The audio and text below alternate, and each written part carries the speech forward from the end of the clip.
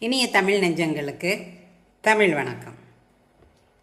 திருக்குறள் அதிகாரம் 3 நீத்தார் பெருமை. குறள் 8.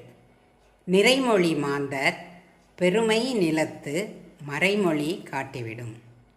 பயனிறைந்த மொழிகளில் வல்ல சான்றோரின் பெருமையை உலகத்தின் அழியாமல் விளங்கும் அவர்களுடைய மறைமொழிகளே காட்டிவிடும்.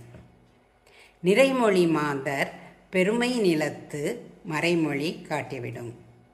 The pride of the knowledge people whose useful words can be known from their words which live long. நிறைமொழி மாந்தர் பெருமை நிலத்து மறைமொழி காட்டிவிடும். நன்றி.